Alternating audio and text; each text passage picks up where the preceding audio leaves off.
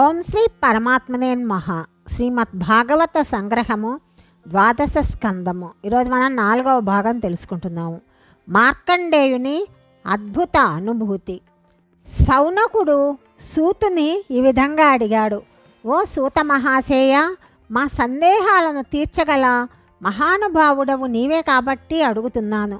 చిరంజీవి అయిన మార్కండేయ మహర్షి కల్పాంతంలో వటపత్రశాయి అయిన పరమేశ్వరుని దర్శించాడు అంటారు కదా, అది ఎలాగ సంభవమైంది? ఇంకా కల్పాంతం కాలేదు కదా. పోనీ అతడు గత కల్పంలో జన్మించి ఉంటే కల్పాంత ప్రళయంలో సర్వము లయించిపోయినాయి. అతడొక్కడే ఎలాగ మిగిలి ప్రళయాన్ని వటపత్రశాయిని చూడగలిగాడు? ఈ రహస్యం ఏమిటో మాకు తెలియజేయాలని కోరుతున్నాను అని అడిగాడు.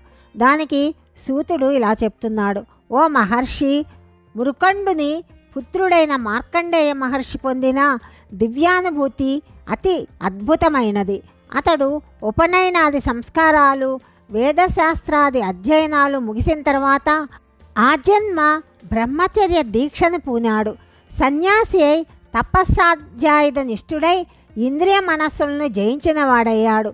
ద్వంద్వాతీతుడై సమాధిలో భగవంతుని యందు మనస్సును లగ్నం చేశాడు. అనేక వేల సంవత్సరాలు జ్ఞానమగ్ధుడై ఉన్నాడు. వర్తమాన కల్పంలోని 6 మన్వంతరాలు గడిచిపోయాయి. 7వ మన్వంతరం ప్రవేశించినా కూడా అతడు తన తపస్సు ముగించలేదు. ఇంద్ర పదవిని ఆశించి అతడు ఇలాగ తపస్సు చేస్తున్నాడని ఇంద్రుడు అనుమానించాడు. మన్మధునితో సహా పుంజకస్థలి అనే అప్సరసను, ఇతర సుందరీమణులను, గంధర్వులను, వసంత ఋతువులను పంపించి మార్కండేయుని తపస్సును భగ్నం చేయాలి అని చెప్పాడు. మార్కండేయుడు మూర్తీభవించిన అగ్నిలాగా తేజరిల్లుతున్నాడు. మన్మధుడు అతని అనుచరులు కూడి తన శక్తియుక్తులన్నీ ఆ ఋషిపై ప్రయోగించారు. అప్సరసలు తనకు తెలిసిన హావభావశ్రేష్టలన్నింటినీ ప్రదర్శించారు. అన్నీ వ్యర్థమైపోయాయి. అందరూ అలసిపోయారు, విసిగిపోయారు. తమ ఓటమిని గ్రహించి సిగ్గుపడి భిన్నులై వెనకకు మరలిపోయి ఇంద్రునకు తన ఓటమిని చెప్పుకున్నారు. ఆ ఋషి ఇంద్ర పదవిని ఆశించిన వాడైతే తప్పకుండా మన్మధుని బాణాలకు, అప్సరసల అస్త్రాలకు ఆహుతి అయిపోయేవాడే.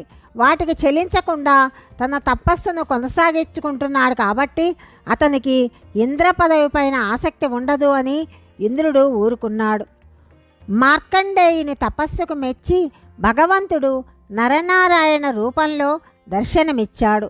మార్కండేయుడు వాళ్ళకి సాష్టాంగ దండ ప్రణామాలు చేసి వారిని సత్కరించి ఆనంద బాష్పాలతోనూ గద్గద స్వరంతోనూ నోటమాట రాక తొట్రుపాటుతో వారి పాదాలను కడిగి బ్రహ్మానందంతో ఈ విధంగా స్తుతించాడు.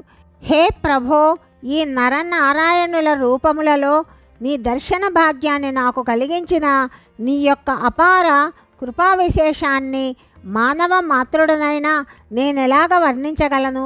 బ్రహ్మరుద్రాది దేవతలు కూడా నిన్ను పూర్తిగా తెలుసుకోలేరు, నిన్ను వర్ణించలేరు. బ్రహ్మరుద్రాదులతో సహా అందరూ నీచేతనే సృష్టింపబడిన వారైనప్పటికీ నిన్ను ఆరాధించే నీ యొక్క భక్తులకే నీవు ఆత్మబంధువుడవై అనుగ్రహిస్తావు. నీ భక్తులైన సాధు సజ్జనులను రక్షించడానికి, సంసార పంకిల నుండి ఉద్ధరించటానికి నీవు ఎలాంటి అవతారాన్నైనా ధరించటానికి వెనుదీయని కరుణాసాగరుడవు. నీ పాదార విందాలను ఆశ్రయించిన వారు మాయామోహాలతో కూడిన ఈ సంసార సాగరాన్ని అవలీలగా దాటి ఆనంద సాగరంలో తేలియాడుతారు. సర్వేశ్వర, నీ పాదపద్మాలు తప్ప మానవులు కోరదగిన ఉత్తమ పురుషార్థం ఇంకేమున్నది? బ్రహ్మలోక ప్రాప్తి కూడా అంతమొందేదే కదా. వేదాంతాల్లో చెప్పబడిన పరబ్రహ్మవు నీవు. ఆది అంతములు లేని అనంతుడవు. ఏకైక పరమాత్మవైన నీకు నేను నమస్కరిస్తున్నాను అని స్తుతించిన మార్కండేయుని ఎడల ప్రసన్నుడైన నారాయణుడు సంతోషించి ఏదైనా వరము కోరుకోమని అడిగాడు. అప్పుడు మార్కండేయుడు ఇలా అంటున్నాడు. దేవదేవా, నీ యొక్క దర్శన భాగ్యము లభించిన నాకు ఇంకా ఏ కోరికలుంటాయి? కానీ ఓ పరమేశ్వర, అనంత శక్తి సంపన్నుడవైన నీవు కొనసాగించే సృష్టి స్థితి లయ కార్యక్రమానికి ఆధారభూతమైన నీ యొక్క అద్భుతమైన మాయాశక్తిని ఒకసారి చూడాలని కోరికగా ఉన్నది అని విన్నవించుకున్నాడు. సరే అని నరనారాయణులు బదరికాశ్రమానికి వెళ్ళిపోయారు. మార్కండేయుడు అగ్నియందు, ఆకాశమందు, సూర్యుని యందు, చంద్రుని యందు, నీటి యందు, వాయువు యందు, భూమినందు, తన హృదయమునందు కూడా సర్వత్రా ఆ సర్వేశ్వరునే దర్శిస్తుండేవాడు. ఆ స్థితిలో తన్ను తాను మర్చిపోవడమే కాకుండా ధ్యానము చేస్తున్నట్లు కూడా ధ్యాస లేకుండా ఉండేవాడు. ఒకనాడు ఆ ఋషి పుష్పభద్రా నదీ తీరాన ధ్యానం చేస్తుండగా ఒక భయంకరమైన పెనుగాలి వీచింది. దానితో ఆకాశం బ్రద్దలైనట్టు శబ్దం వచ్చి ఉరుములు మెరుపులతో కుంభవృష్టి కురవడం ప్రారంభించింది. చూస్తూ ఉండగానే 4 వైపుల నుండి సముద్ర జలాలు ముంచుకొస్తున్నాయి. అంతా అంధకారమయం. జీవరాశులన్నీ మునిగిపోతున్నాయి. అంతా జలమయం. జలము అంతరిక్షాన్ని దాని పైలోకాల్లోనూ ప్రవేశిస్తున్నది. విశ్వమంతటికి తానొక్కడు మాత్రమే తేలుతూ అటూ ఇటూ కొట్టుకొని పోతూ చేపలు మొసళ్ళు కరుస్తుండగా ఆకలి దప్పికలతో అలమటించిపోతూ ఎన్ని వేల సంవత్సరాలు అలాగ గడిపాడో తెలియదు. ఆ గాఢాంధకారంలో దూరంగా ఒక దివ్య తేజోకిరణం కనిపించింది. అలలు అతనిని ఆ వెలుగు వైపుకు నెట్టివేశాయి. అక్కడ ఒక ద్వీపము, దాని మీద ఒకే ఒక చిన్న లేత వటవృక్షము, దానికి ఈశాన్యం వైపు ఉన్న కొమ్మపైన ఒక దొప్పలాంటి ఆకులో ఒక చిన్నారి శిశువు తన కాలి బొటన వ్రేలును నోటి యందుంచుకొని ఆడుకుంటూ ఉండటము చూశాడు.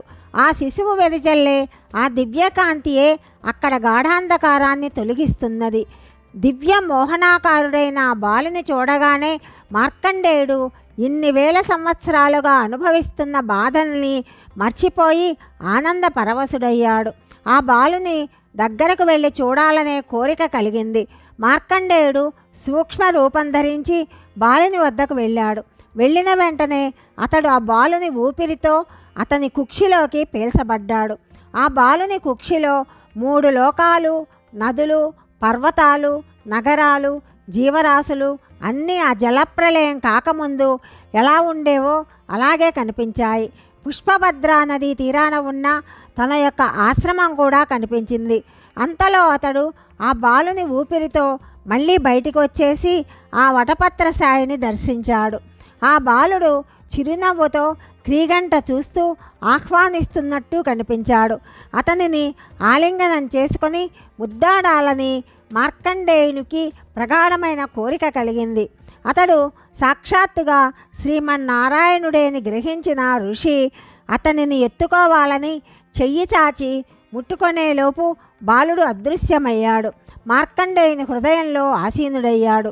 బాలునితో పాటు ఆ వటవృక్షము, జలప్రవాహము అన్నీ మాయమైపోయి ఋషి యథాతథంగా తన ఆశ్రమంలోనే ఉన్నాడు.